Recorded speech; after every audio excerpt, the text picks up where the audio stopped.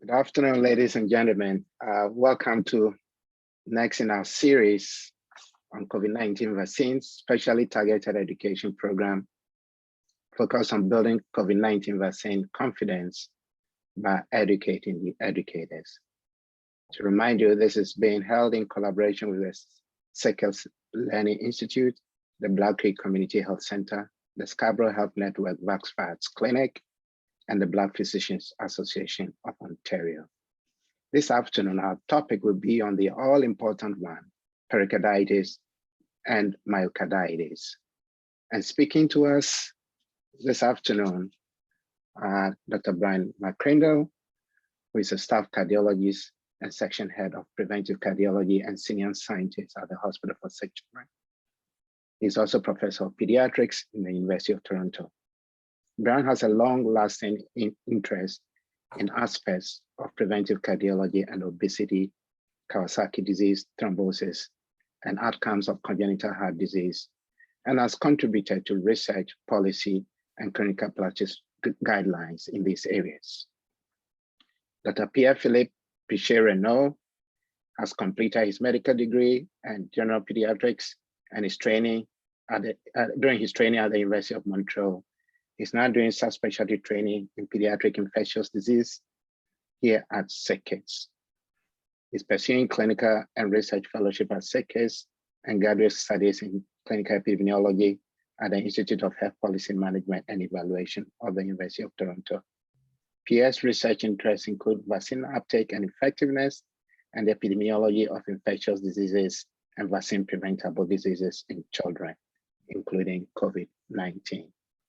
Just to remind you that this session will be recorded for the benefit of those who are not able to join us at this time.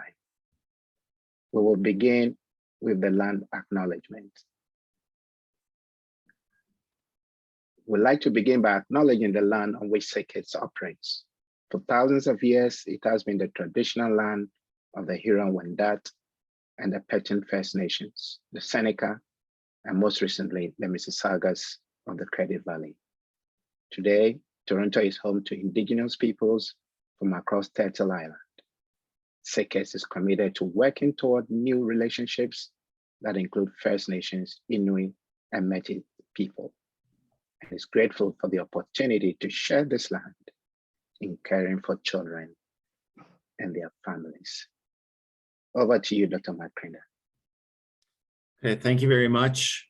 Pierre, Philippe, and I have divided up this presentation into two parts, and I'll be starting off by mainly covering aspects around the incidence and clinical scope of myopericarditis associated with mRNA vaccination.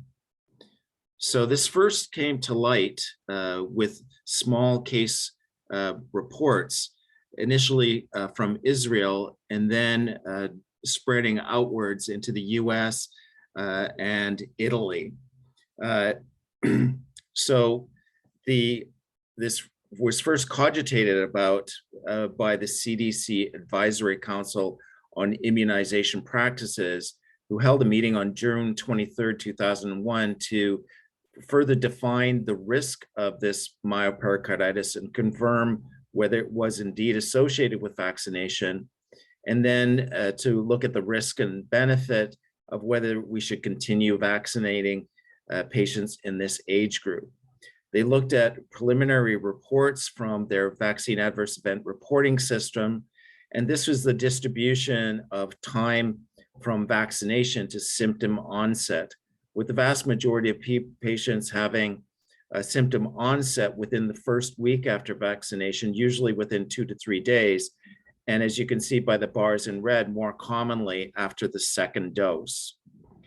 This was the age distribution of reports of myopericarditis that were reported. Again, the red bars showing after dose 2 and the blue bars showing after dose 1. And you can see there's definitely an age relationship, with the highest numbers of reported cases being between 16 and about 20 years of age, and then tapering off in both directions.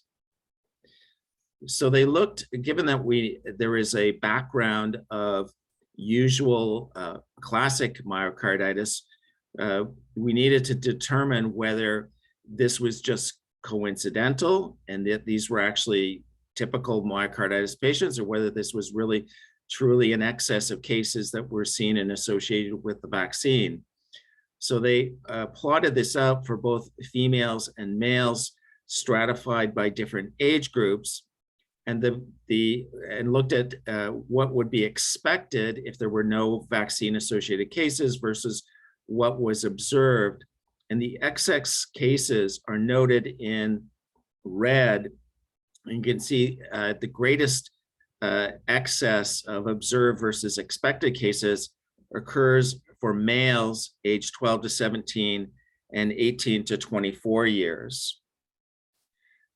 So subsequent to this, this has been looked at with more recent data through to October 6th, through the CDC COVID-19 Response Vaccine Task Force, where they had accumulated 1,640 preliminary reports, of which 877 met the case definition for myocarditis, 822 of which were hospitalized, 789 were subsequently discharged, with the majority of them known to have recovered from symptoms at the time of the last report. Of note, in this series, 34 were not hospitalized. Cardiac MRI abnormalities were noted in 72% of the cases where it was obtained. One of the important things to look at was whether this vaccine-associated myocarditis was associated with increased mortality. There were 9 cases of patients who died with a concern for myocarditis. One of them did not have adequate information. 8 had information available, of which 2 of those, the evaluation was ongoing. Of those where the evaluation was completed, 3 of the deaths were determined not to be myocarditis, and 3 that had definite myocarditis. It was confirmed that a potential infectious cause was identified and no other cause was identified. So it would appear that this potential vaccine-associated myocarditis is not associated with mortality. Now we have to realize that several things are going on in the myocarditis world during this pandemic. On our background of classic myocarditis, we have COVID-19 infection itself can cause a myocarditis. We can have, particularly in the pediatric population, something called the multi-system inflammatory syndrome in children, which is a delayed severe immunological response occurring about 1 month after acute COVID infection, and is associated with significant myocarditis and significant reductions in ventricular function. And then more recently, we have the COVID-19 vaccine-related myocarditis. And there's considerable overlap in the presentation and the clinical findings and laboratory features for these different entities.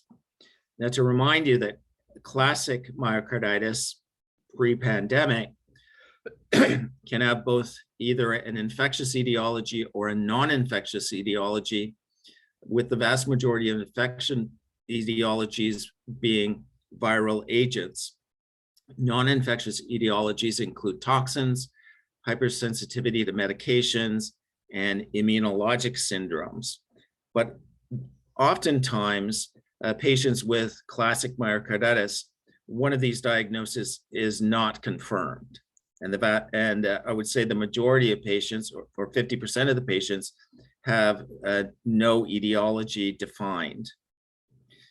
When we look at pre-COVID for children and adults, for children, the annual incidence of myocarditis was 0.8 per 100,000 children per year. Again, a male predominance with a 4 to 7% mortality, and 4 to 9% having significant heart damage that they have to undergo cardiac transplantation. For adults, there's a gradual decrease in incidence with advancing age, and again, a male predominance of 66% males. The Children's Hospital in Atlanta, they did a retrospective cohort study of pediatric patients who were admitted to hospital with a diagnosis of myocarditis. The series included 43 patients who had classic viral myocarditis preceding the pandemic, accumulated from 2015 to 2019, and compared them to 149 patients with MIS-C myocarditis accumulated from March 2020 to February 2021, and 9 cases of vaccine-associated myocarditis accumulated over a 2-month period from May and June of 2021. As you can see, MIS-C myocarditis is much more of a problem than vaccine-associated myocarditis. So comparing the clinical presentation of the 3 groups of patients, chest pain was much more prevalent in those with classic myocarditis and vaccine-associated myocarditis, less so with MIS-C. In addition, the classic myocarditis patients tended to have a lower left ventricular ejection fraction, lower ventricular function at presentation, and develop lower ejection fractions throughout their clinical course. They were also more likely to have pericardial effusion in similar proportions to the MIS-C patients, and 21% of the classic myocarditis patients wound up requiring ECMO, or extracorporeal membrane oxygenation support. None of this was prevalent in the vaccine-associated myocarditis, who all had normal function, no pericardial effusions, and no requirement for ECMO.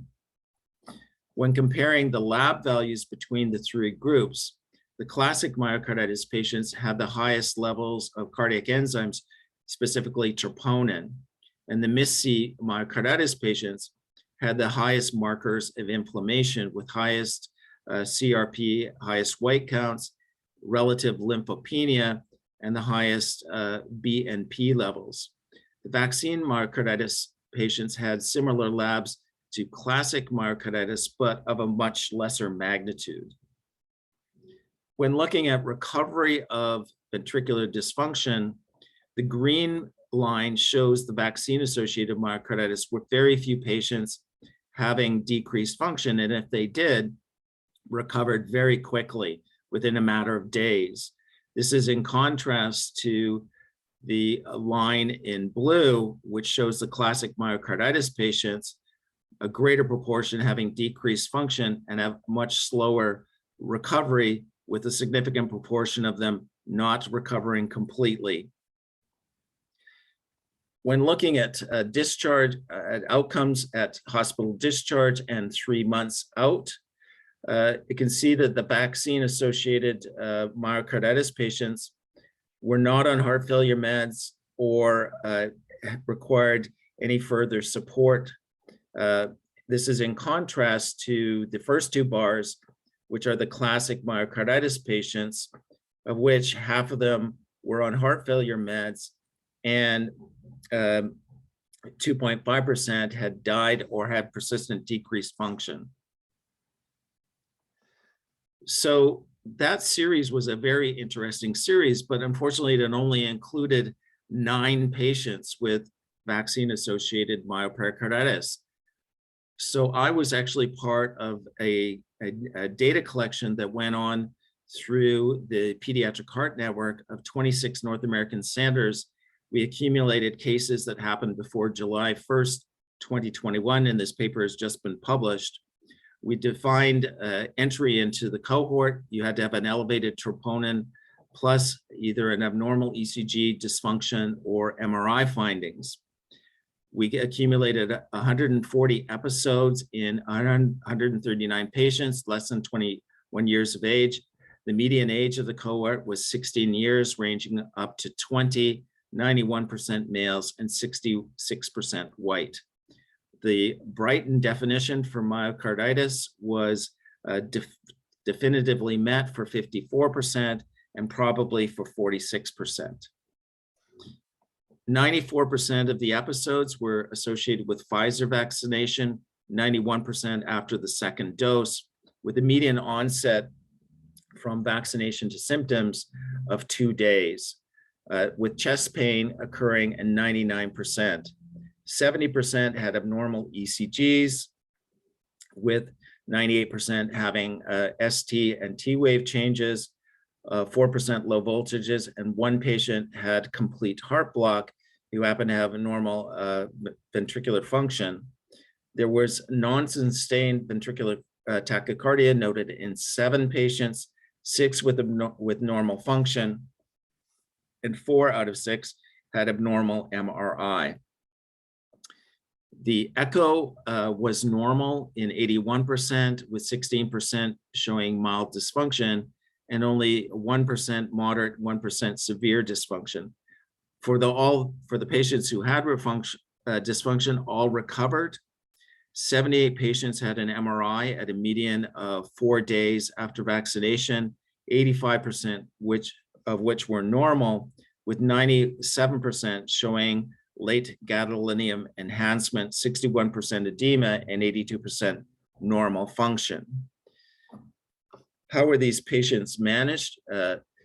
This was early in the experience of with this condition, so a greater proportion of the patients were admitted and some were monitored in the ICU.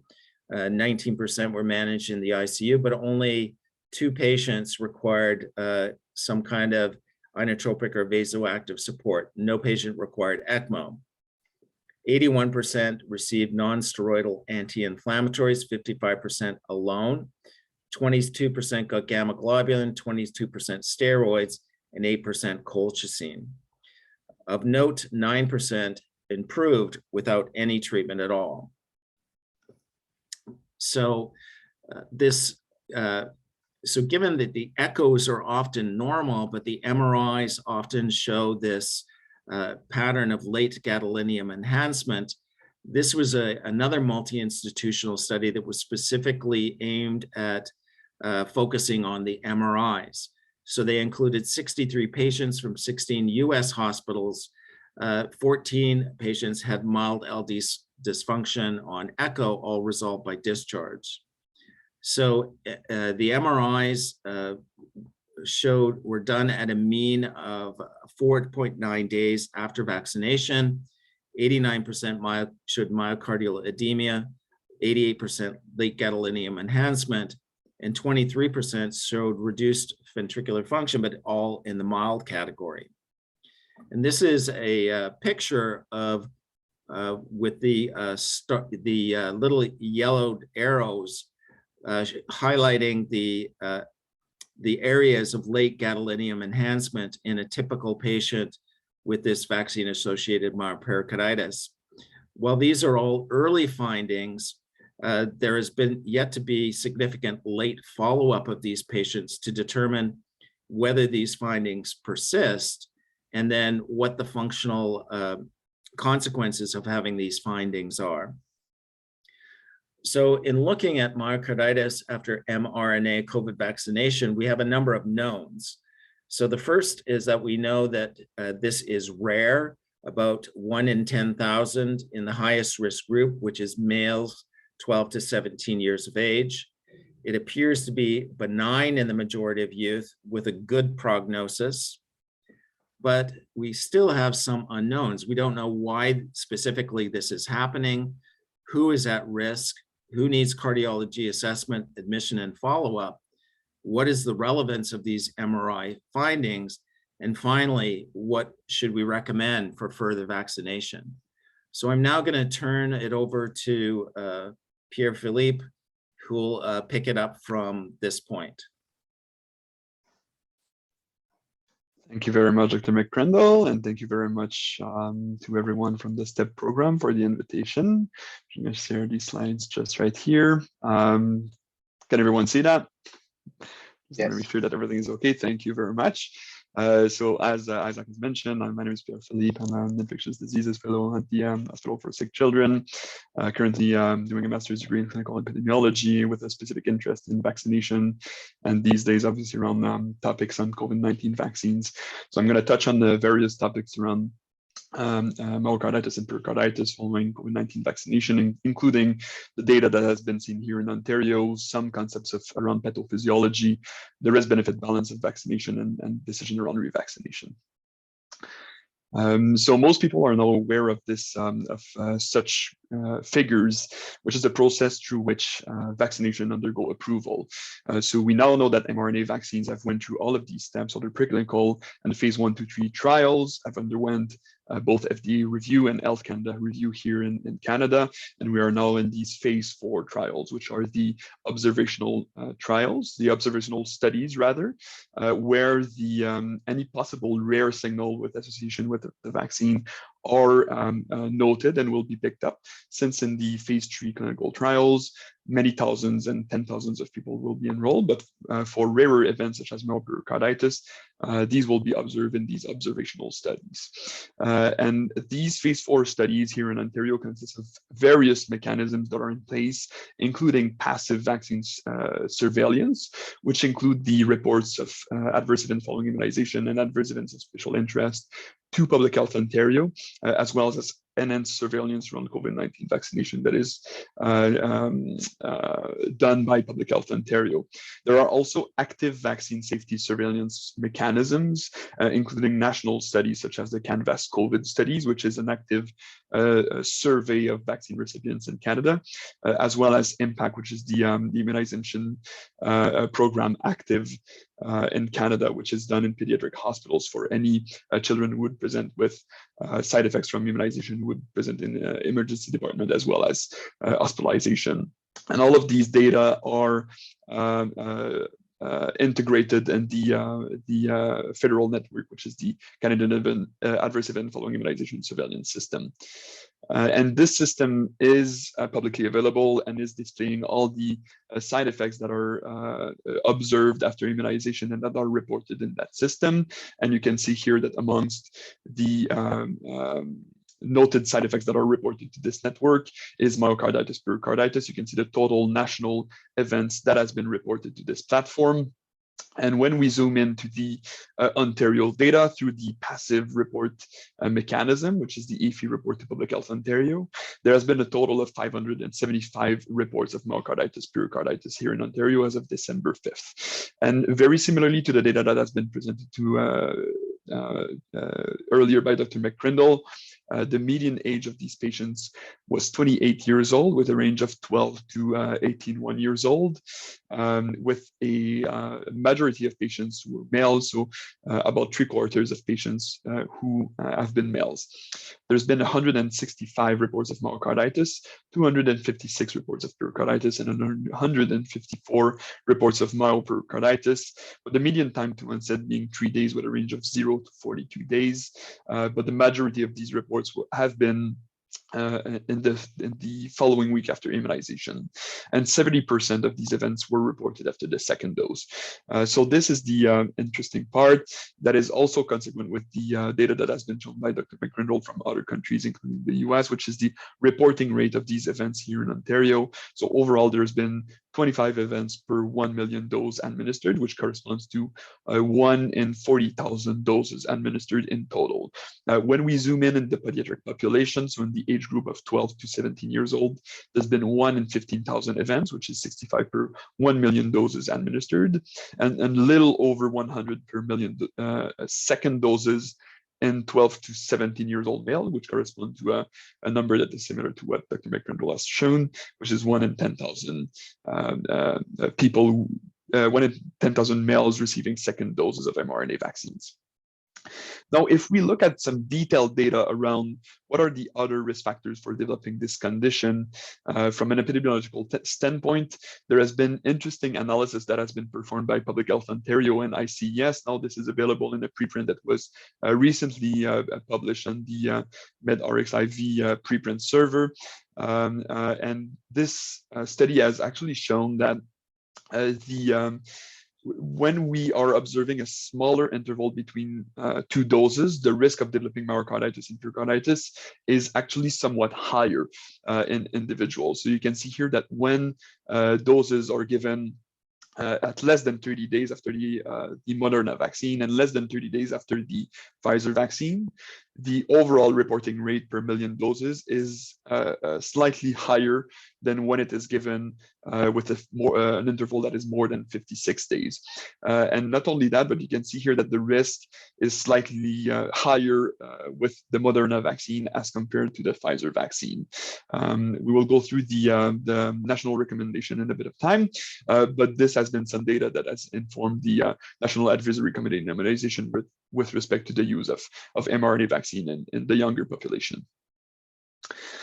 To add to what Dr. McCrindle has discussed on the severity of this condition, I would say the overall mild course of this condition, there has been some data emerging on longer term follow-up of these patients, more significantly from the CDC and from the United States. So you can see here that in this national study with about 50 patients with myocarditis that has been recruited in this study, only 2% had the same cardiac status as when they presented initially. So that's one patient out of 47 patients, with the vast majority of patients who had fully recovered, including a full recovery in their MRI.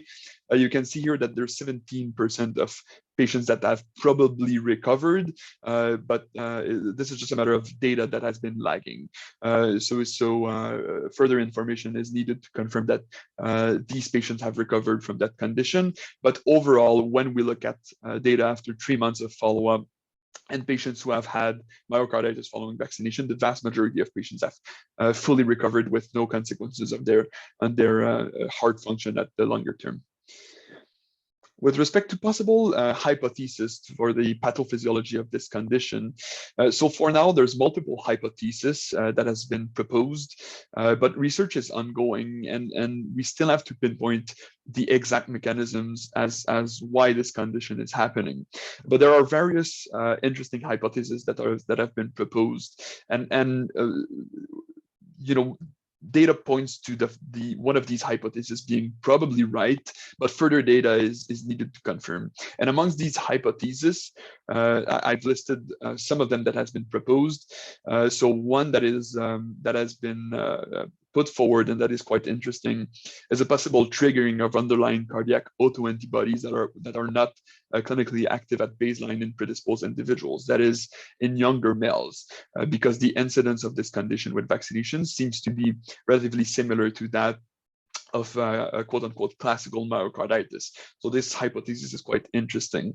There may be some molecular mimicry between the spike protein and self-antigens, which is also interesting, pertaining to the fact that myocarditis can also be seen with SARS-CoV-2 infection.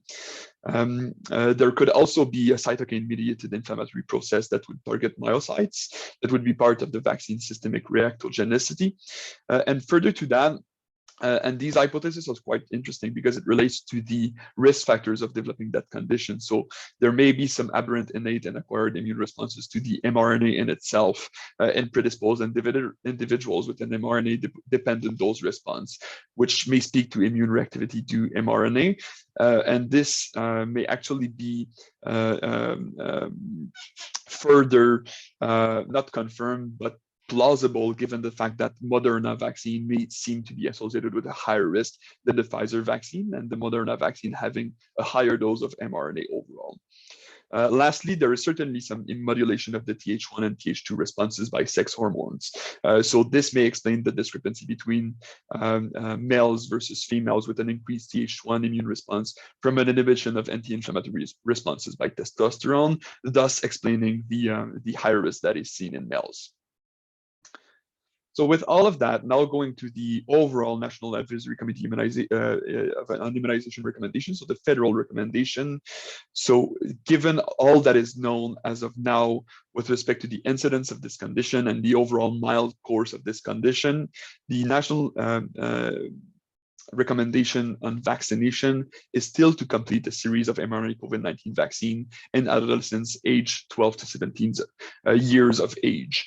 However, now with the data that I've presented and data coming from other countries and other provinces, the Pfizer-BioNTech vaccine, which is the 30 microgram, is preferred in adolescents and young adults aged 12 to 29 years of age as compared to the Moderna vaccine.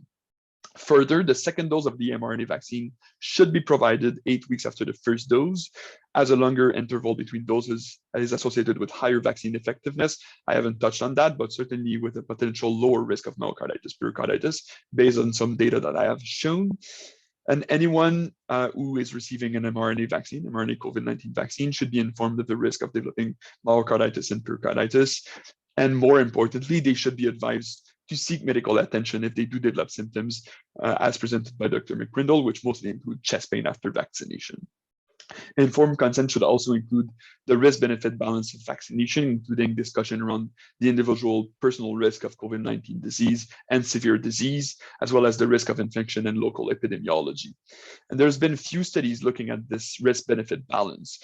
There's been data that has been put forward by the CDC looking at the number needed to vaccinate. So the number of patients aged 12 to 17 years old who need to be vaccinated to prevent COVID-19 associated hospitalization versus the risk of myocarditis.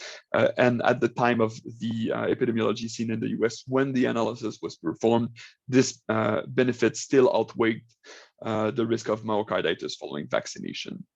And more interestingly, Dr. McCrindle has touched on the risk of SARS-CoV-2 infection with myocarditis and MIS-C associated with myocarditis.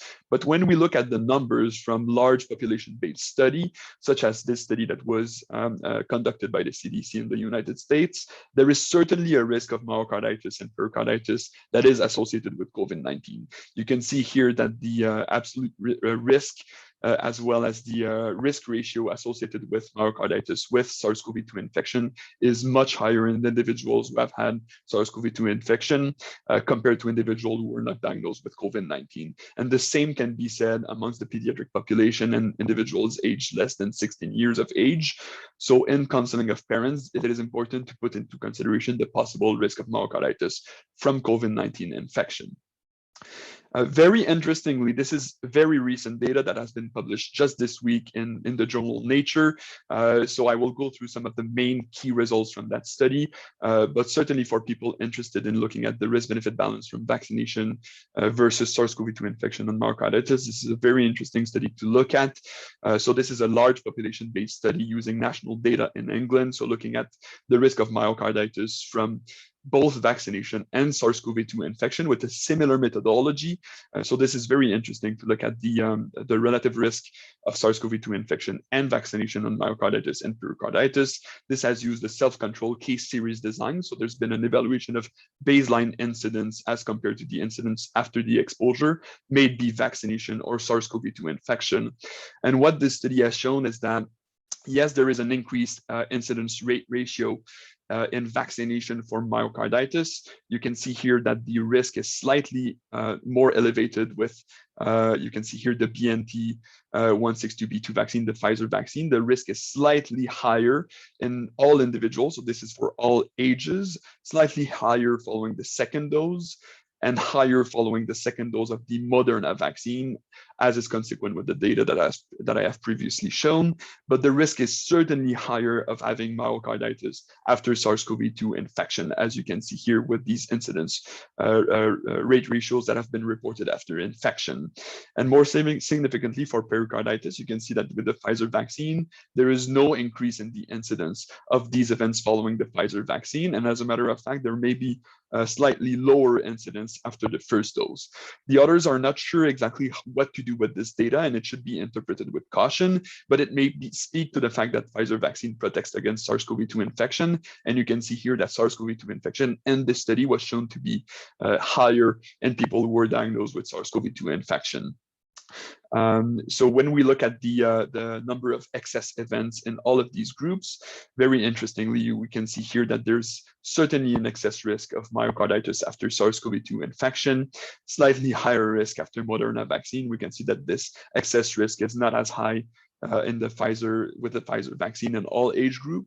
When we look at patients aged 40 years old, which is probably more relevant for a population or pediatric population, we can see that there is a slight excess risk with Pfizer vaccination as well, that this risk is higher with Moderna vaccine, consistent with previously known data, but that the risk coming from SARS-CoV-2 infection is much higher than the risk from Pfizer vaccination.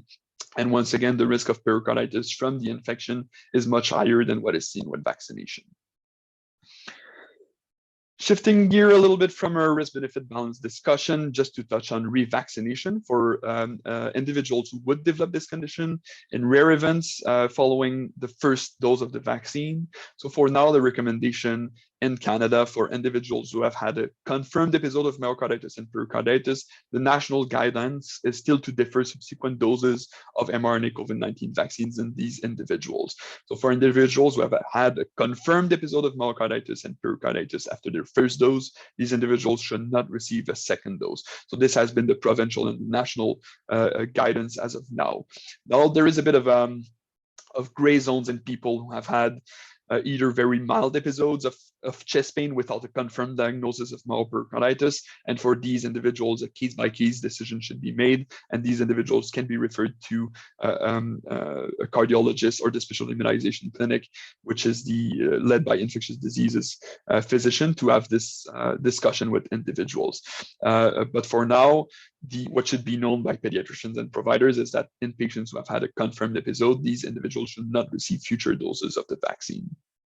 And as a matter of fact, for the provincial guidance, this is one of the very few reasons to receive a medical exemption to receiving future doses of the COVID-19 vaccine, and these individuals who have had confirmed myocarditis or pericarditis. And you can see here that these individuals should actually be referred to a specialist either in cardiology, infectious diseases, or both of these specialties. For people who have had prior unrelated myocarditis or pericarditis, that would be myocarditis for a reason that is unrelated to vaccination. These individuals may receive COVID-19 vaccine if they have been cleared by their cardiologist, that is, if they have recovered from that episode and if they do not have any symptoms, any remaining symptoms from their episodes of myocarditis and pericarditis. For individuals who have had myocarditis secondary to MISC or COVID-19 in itself, it should be a case-by-case discussion with their cardiologist or with infectious diseases but typically in these individuals, we would delay vaccination for 90 days after their episode of MISC with a full recovery of their left ventricular function. Lastly, just to touch on some consideration with respect to what has happened very recently, that is the vaccination of younger individuals for children aged 5 to 11 years old, and what has been observed and what has yet to be observed for the risk of myocarditis and pericarditis in these individuals. People may be aware of the results from the clinical trial that has been led by Pfizer that led to the approval of this vaccine and the 5 to 11 years old population. In this trial where about 4,000 children actually have received the vaccine for safety consideration, there was no observed event of myocarditis and pericarditis. However, we need to keep in mind that this remains a relatively rare event that is seen in older individuals in up to 1 to 10,000 individuals. So certainly if there would be an event, it may not have been captured in this clinical trial. So this is why phase 4 studies, observational studies after the rollout of vaccines are really important. But as of now, when we look at this data, as of December 5th, there has been no reports of myocarditis and pericarditis in this age group to Public Health Ontario. The little asterisk there is that children aged 5 to 11 years old have only received their first dose of the vaccine and have yet to receive their second dose. So it will be important to have ongoing surveillance of these possible side effects, as is done in the United States. So these data remain very preliminary, but it seems that there have not been any signals that have been picked up of increased risk in this population. And further, it should be noted that the dose that they receive of the Pfizer vaccine is a third of the adult dose. So it's a 10 microgram dose as compared to a 30 microgram dose that is received in adults and in older children. Thus, it is thought that their risk will hopefully be lower than what is seen in older individuals, also tying into their overall risk of developing myocarditis and pericarditis unrelated to vaccination. Lastly, with respect to future directions, as I mentioned, it will be important to have surveillance of these events that may occur in the 5 to 11 years old population.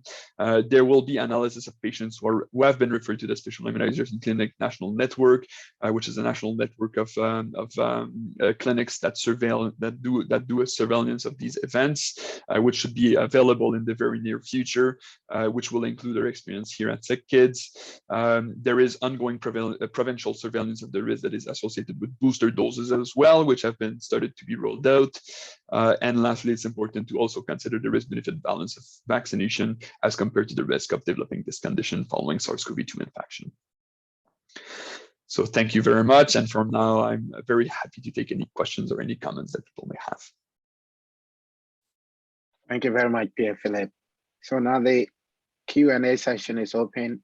Please post your questions in the Q&A link so we can get them answered. So could you unshare so that we can see both you and Dr. McCrindle? Absolutely. There you go. Excellent. So let me begin while we're waiting for a specific question. Dr. McCrindle, and as being a cardiologist, most of the people who are listening and who are actually being educated because they are educators are not cardiologists. So how will you advise in simple, more pragmatic language, how they reassure parents who are concerned about myocarditis, pericarditis for their little ones whom they think will be at risk? Yeah, so while I presented a lot of data about the cardiology aspects of this, that data was all derived very early in the experience and primarily reflected a tendency to hospitalize patients at that time, and a lot more testing happens. I can tell you that the way it happens practically, the way that I see it, is the vast majority of these patients are managed strictly as outpatients. And they might be seen by their primary care provider or commonly seen in an emergency room. They may get some testing. Usually the sort of screening tests that we recommend have been to obtain a troponin and an ECG. And based on those results, it may or may not merit a discussion with a cardiologist. And I can tell you, I haven't been asked a lot of questions, so not a lot of people have been asking a cardiologist. And I don't think we've had, very early as this was first being reported, we might have admitted one patient to SickKids, but since then, they've all been managed as outpatients. And actually, despite the fact that I have opened up a clinic to see these patients from a cardiology perspective, I haven't seen a lot of these patients. So I think all of that is very reassuring, that first of all, the risk is low. If you do happen to have this, it can be very treatable with just some ibuprofen alone. Oftentimes, cardiology testing is not required, and that the patients make a complete recovery without any sequelae. So, but the concern is that people are more concerned about, oh, well, what about the 5 to 11-year-olds? And I can tell you now that we know about this condition, it's certainly, the public health authorities are definitely keeping a very close eye on this. And I think as Pierre Philippe has mentioned, there hasn't been a single report yet. I haven't heard of a single report yet.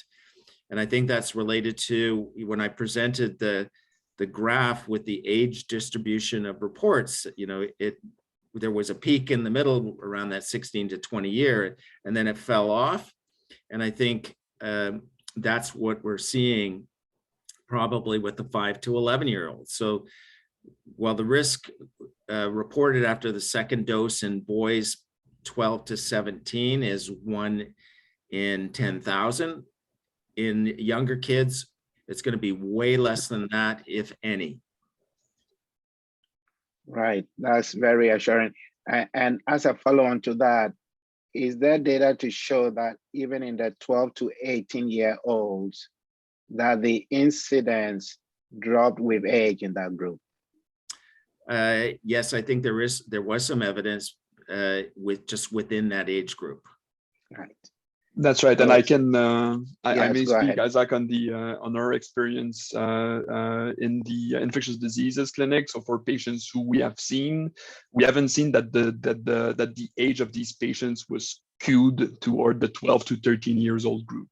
So it was more so, you know, the majority of patients, then the mean and median age was around 16 years of age. So we did not see that the risk was higher in younger age groups. However, it's a limited experience, and this has been, however, corroborated by Public Health Ontario with larger data that they haven't seen the risk being skewed toward the younger population, which is also reassuring for the 5 to 11 years old group.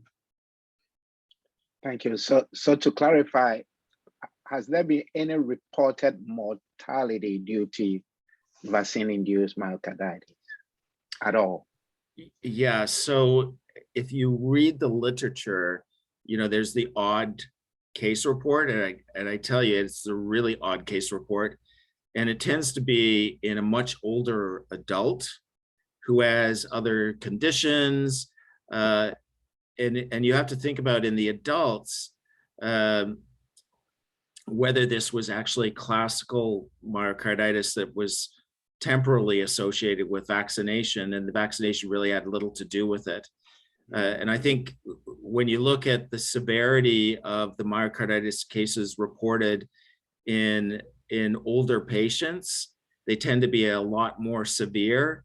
And I really suspect that there's some contamination with the classic myocarditis patients that just happen to occur coincidentally. Can I just ask Brian a question related? Brian, Yes, go ahead. Non-COVID related myocarditis, you showed very nicely that this is non-COVID. The signal decreases as you get younger, down to about age 2, age 3. So can you tell us what's happening in those under 3 that drives myocarditis?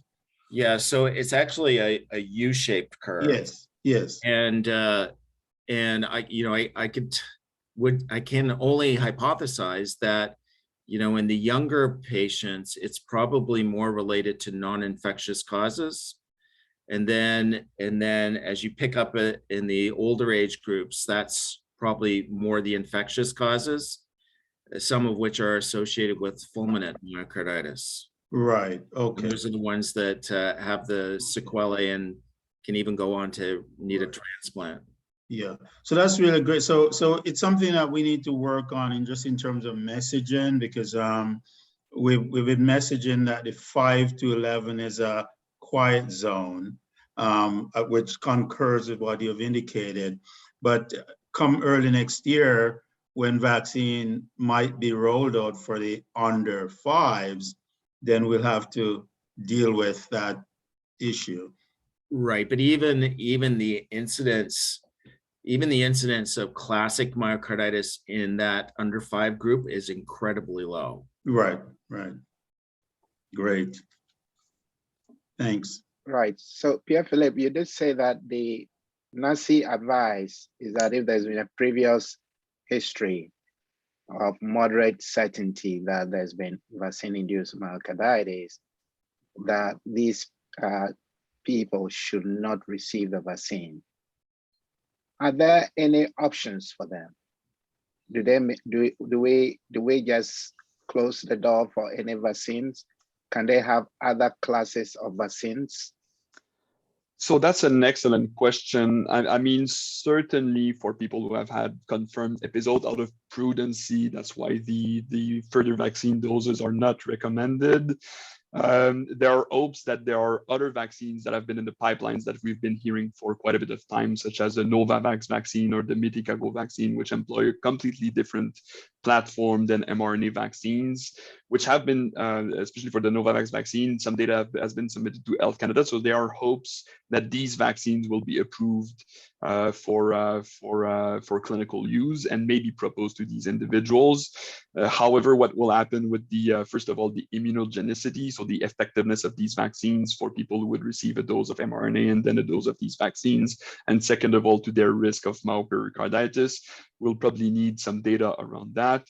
But these may be interesting alternatives that may be available in the near future and that will need some consideration from NACI, as well as advisory bodies for these patients. There's in Australia, for example, there's been the AstraZeneca vaccine. So viral vector vaccines have been proposed to individuals who are older than, I believe that the threshold was 60 years of age. So where the risk of receiving a vaccine would clearly outweigh the benefits receiving a viral vector vaccine. Obviously, we know the risk of viral vector vaccines in the younger population.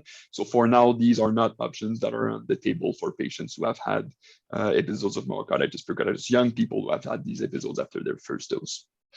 Now there are interesting questions about these patients receiving the smaller, the quote unquote smaller, the pediatric dose of 10 microgram, and if the risk would be lower associated with this smaller dose. However, there is no data associated with that, with how effective it would be, and second of all, what would be the risk. So for now, this is not something that is being recommended, and we'll need to wait a little bit to see what would be the risk and benefit of that in these populations. Right. Another thing I find interesting is that comparing the Moderna to the Pfizer, and the Moderna dose is significantly higher. Absolutely. And I wondered whether in the Moderna trials, did they do a dose finding sort of study that made them get to the 100 micrograms dose, which is significantly higher than the Pfizer dose. That's right. I mean, certainly this is kind of going back to the initial clinical trials. So, right, so the phase 1, phase 2, when they were looking at safety, reactogenicity, and immunogenicity. So, you know, they have esteemed, the pharmaceutical company has esteemed that they had achieved the right balance of reactogenicity, so side effects versus the immunogenicity with that dose. However, any data on myopericarditis is really challenging within clinical trials, given the number of patients that need to be enrolled before seeing an outcome. So that's why, you know, potential trials that would happen after approval may be interesting, especially with Pfizer with the lower dose. So the fact that the risk of myopericarditis with the Moderna vaccine, which is a higher dose than the Pfizer one, may be interesting to think that maybe with the smaller dose, the risk may be lower if it would be given in older individuals. But once again, one needs to be mindful about the balance of developing these side effects or reactogenicity and the risk of myopericarditis versus immunogenicity. So if one would be an older individual receiving a 10 microgram vaccine that will not elicit appropriate immune responses, there's probably not much use in receiving this vaccine. All right. And do we know what Moderna is planning for the 5 to 11 year? What dose are they studying? For the 5 to 11, I believe it's half the adult dose, so 50 microgram as compared to 100 microgram. So it is indeed a smaller dose. Right. Let me check the Q&A. We don't have any questions, so perhaps I will continue. So just for the population out there, clearly they will be asking, yes, we didn't see any evidence of myocarditis in the 5 to 11 trial because there were smaller numbers. But what degree of certainty do we have on the hypothesis and the prediction that is going to be less than the 12 to 18-year-old? So certainly for now, this hypothesis is inferred from many data that is currently available, as highlighted by Dr. McCrindle, Dr. Allen, and myself, knowing what is the baseline incidence of myocarditis in this age group, but also looking at the age distribution of these events in older population, the fact that it's a lower dose, and now I would say that what I would tell parents and would tell the population is that data is starting to actually emerge on that. You know, the United States have now vaccinated millions of children for more than a month now, and we haven't heard any concern whatsoever that there would be any increased risk in that population. And a similar experience here in Ontario. Now the vaccine rollout has been happening for about 3 weeks. And as Dr. McCrindle has mentioned, there is enhanced surveillance by the mechanisms that are in place and by Public Health Ontario to capture any events that would happen. And we have yet to see any event happening. So this is quite reassuring as far as these preliminary data are showing. Brian, we know that Israel has had a very good experience with the third doses of the Pfizer vaccine. Has there been data to show the incidence of vaccine-induced myocarditis after the third dose? Yeah, I haven't seen any data after the third dose, so I don't know if Upton or Pierre Philippe, if you've seen anything. Not yet. Not yet. I just haven't seen anything yet. All right. So we'll wait for that data. Yeah. Right. Just waiting for more questions. So one question that families sometimes ask us, Brian, I'll put this to you.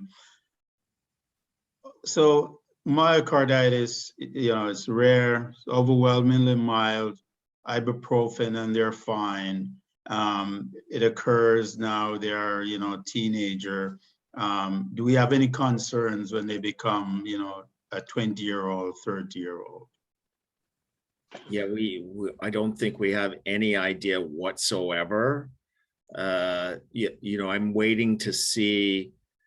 I think one of the key pieces of information will be these people in the U.S. They do a lot more MRIs in these people, and so but they have yet to get to the follow-up MRIs. And I think if they find ongoing abnormalities, that may be a bit of concern. But again, it's hard to know what this, if the ventricular function is normal, what the relevance of this late gadolinium enhancement is going to be. I'm not sure it's going to be much of anything. I could tell you for the patients with MIS-C that that I see, any patient who has during their acute illness, any evidence on their echo of ventricular dysfunction, I've been getting an MRI on them 3 months out from their acute illness. And not one of the patients has had any evidence of late gadolinium enhancement.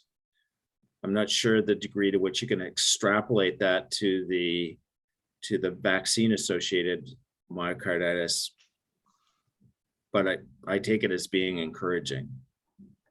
Great, thank you.